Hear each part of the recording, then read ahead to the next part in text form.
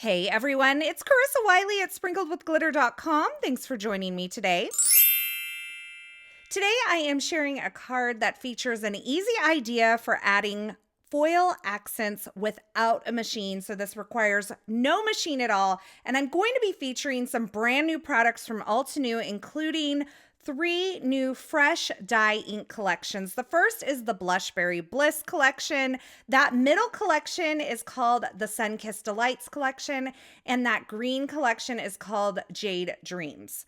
Now I'm going to be incorporating this into a card that also features the Sun-Kissed Blooms 3D embossing folder and coordinating stencil set, so you can have a little peek at those there. It features some beautiful hibiscus blooms and some smaller blooms around it. It really reminds me of Hawaii, and so do these colors, so we're going to use it all together. So I'm starting out with an A2 size panel of white cardstock that's cut to 4 1/4 by 5.5 inches, and I'm placing it inside my 3D embossing folder. Now I'll be using my Spellbinders Platinum 6 to do the embossing because they make it so easy with their universal plate system. And so in order to do this, this sandwich is printed right on the base. I'm just going to need this platform base, which is the A plate or the A platform, and a D platform, and I'll have my embossing folder kind of sandwiched between those 2 layers and run that through my Platinum 6. And you can see I have this really beautiful embossed image on my card project. Now, the cool thing about 3D embossing folders is there's several different levels. So some areas are raised more than others, and that's why it's called a 3D embossing folder. Now this embossed line is going to give me the outline where I can kind of line up my coordinating stencils. And if you're ever lost with the Altenew stencils, they give you a guide that comes right with it. It not only kind of shows you where each stencil lines up, but it also gives you color suggestions. And on each of these stencils, there's an engraved number. So you can see that here in the upper left-hand corner of this one. And I'm just positioning that right over the embossing to where the outlines line up, just like you would with a stamped image. But this time I'm using the embossed line to guide me. It's a little difficult to see on camera because I'm using a white on white embossed piece of cardstock. But in real life, it's easy to line those up because they're popping up off the paper. Now, because I want to make sure that I don't get any ink for these pinks and oranges onto the surrounding smaller blossoms, I'm doing a little masking with some satin masking tape, and I'm starting out with the strawberry color on these petals of the larger hibiscus flowers, and I'm just blending that out. Now I'm going to come in with the blush rose, and I am going to blend that just on the tips of these petals, just adding a little darkness there. And just towards the center of these petals, I'm going to add a little bit of this peachy glow, just a little bit of orange, kind of pull that over to the orange side just a little bit. And then I can remove my masking and go ahead and ink the smaller blooms that are around this arrangement. And I'm using the Golden Honeycomb ink for this. Now, all of the inks that I'm using on today's project are from these 3 brand new fresh dye ink collections. These inks really are great for ink blending because they're a little thicker than other dye inks on the market. They also have some water reactive properties, which make them great for watercoloring. And the color range is absolutely beautiful. They come in collections of 4 colors where you have light, medium, dark, and darkest inks. So you really get colors that coordinate beautifully together. And I've just really enjoyed getting to know these fresh dye inks over some time. If you have not already tried out the fresh dye inks and you're looking for an ink to add to your stash, I definitely recommend these. And some of my favorite colors are releasing soon.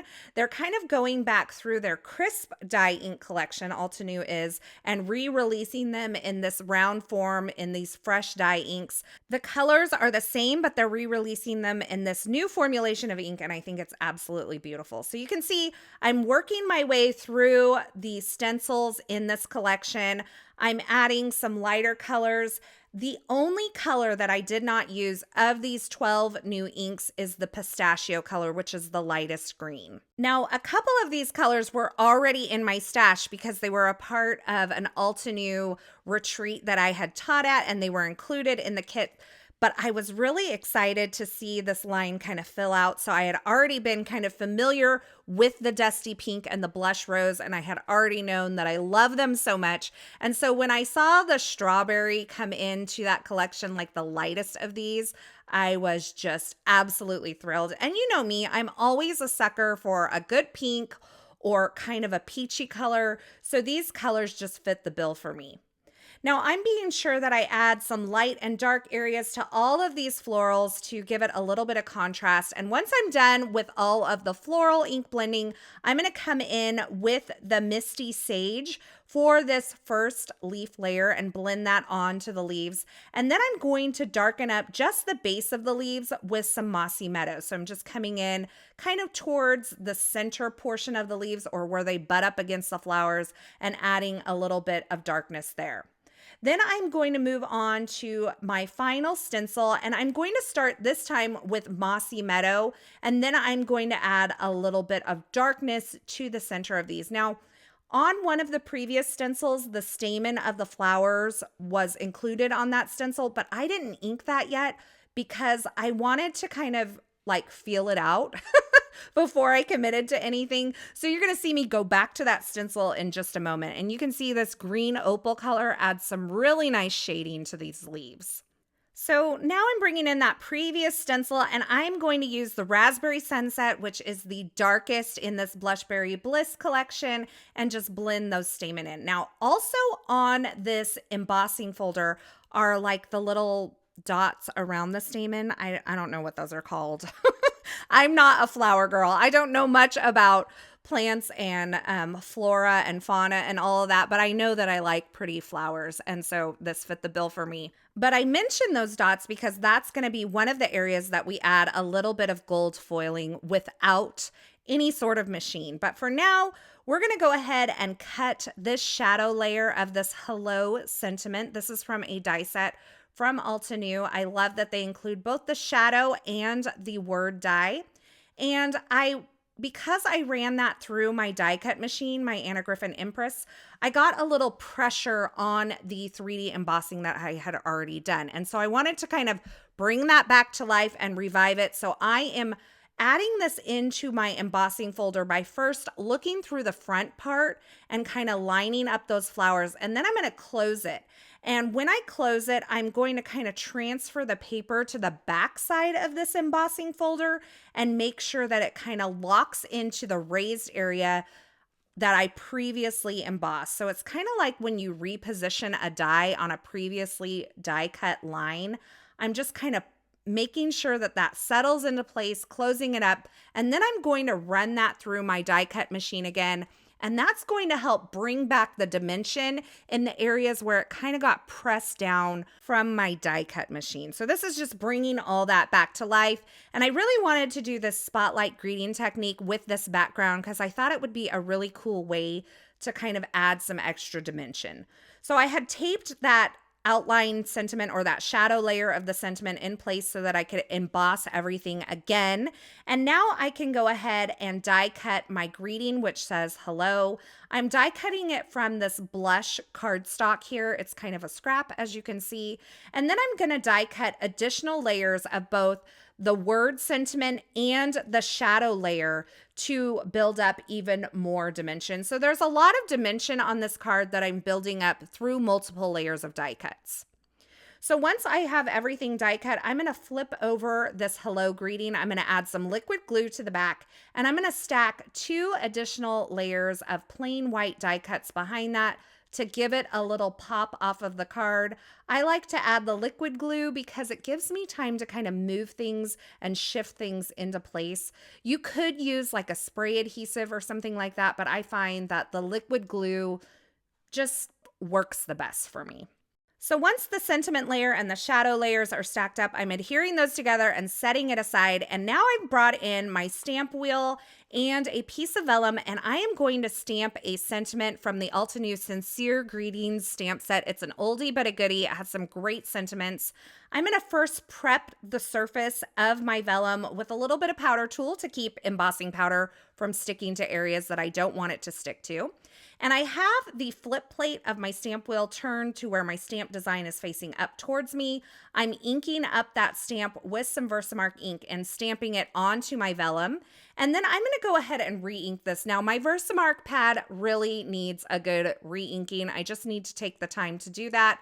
But just like other stamp positioners, you can be sure that you're stamping in the same place because you lock that flip plate into place with the corners. And it's really nice because this allows you to create kind of circular designs on your cards as well.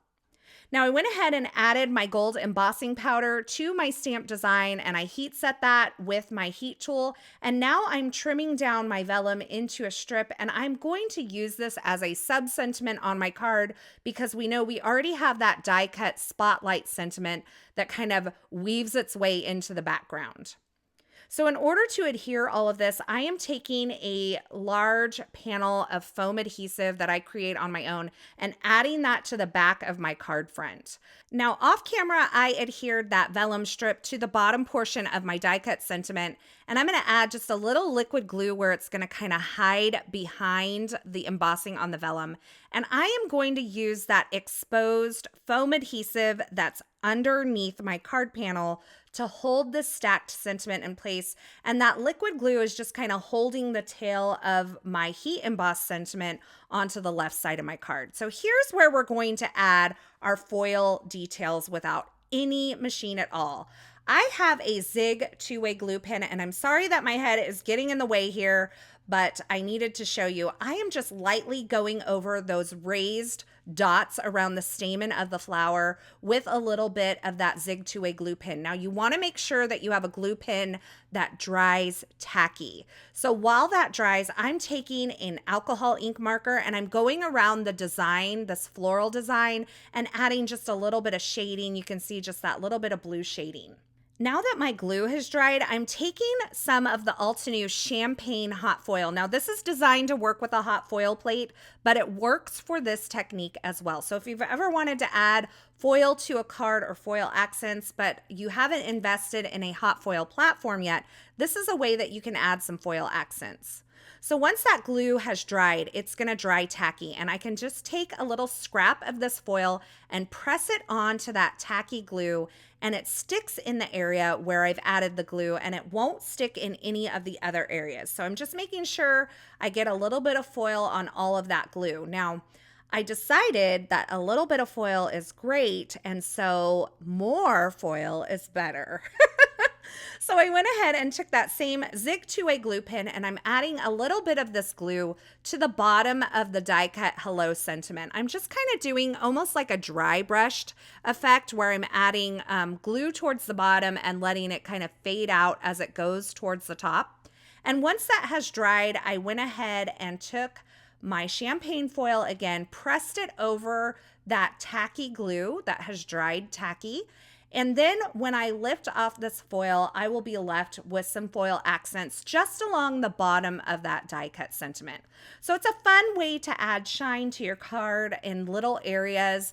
I think a large background may not be the greatest idea for this, but it's a great way to add foil in little spots of your card. Now I added this on to a blush card base to finish this off, and I did do a little ink blending in the lower right-hand corner of this card base to give it a little bit of shading. But that finishes off my card today, featuring a couple of foil accents without a machine. It's that easy, and sometimes I forget about this technique, but it's so easy to do, and it's another great way to use any of that hot foil that you may have in your stash. Now the inks and that Sun-Kissed Blooms embossing folder are all a part of a brand new release from Altenew that's available now. And to celebrate, I am participating in an Instagram hop today. There's prizes and inspiration. So if you're interested in joining me over there, I will have a link to my Instagram account below so you can check that out. But as always, I will have links to the featured products used in this project in the description at YouTube, or you can head on over to my blog at sprinkledwithglitter.com glitter.com. Over there, you'll find more still shots, more information, and a complete list of supplies. As always, I want to say thank you so much for stopping by and hanging out with me today. I hope you enjoyed this project, and I hope you enjoyed this video. If you did, be sure to give this video a thumbs up, and don't forget to subscribe and turn on the notifications here so you don't miss any of the paper crafting and card making video tutorials I share. Thanks again for watching, and until next time, I hope you have a fabulous day.